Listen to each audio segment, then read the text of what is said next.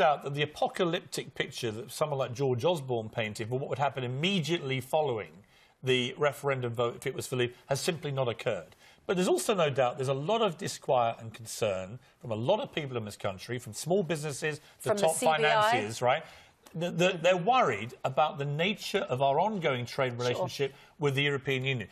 Now that we've had this debate raging, and you've been watching this from the sidelines, how do you think the best way going forward will be for Britain to engage on trade with the European Union? Well, very clearly, I think, first of all, we've got to stop running our country down. We've got to stop listening to these negative voices, because the fundamentals are good. As I've said, economy's growing, we've got good rates of employment.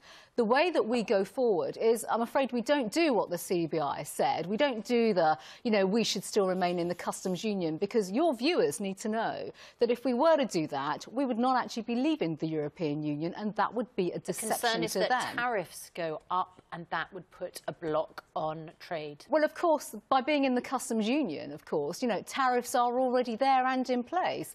And we have to be free of many of the tariffs. And when we're going to go and start the negotiations... the customs union means that we can trade tariff-free with the EU. Well, we have to leave the customs union to be on an equal footing with many other countries in the world, so we can set our own parameters for trade and also have free trade, fair trade, help those developing countries that we don't do trade with, who are already punished by tariffs around the world. If you look at products such as coffee... If we leave the customs union, the fact is, and if we don't get a decent deal with the EU, we put trading blocks between us and our big trading partner. The point is, we have to absolutely land a good negotiating position with the European Union. No one's disputing that. We want a fair deal with Europe, but we've got to have the freedom to succeed. We've got to have the ability to diverge, set our own rules, and not just be, governed by remote control by the European Union. This is the freedoms that the British public voted for. These are the freedoms that we should be securing through the negotiations,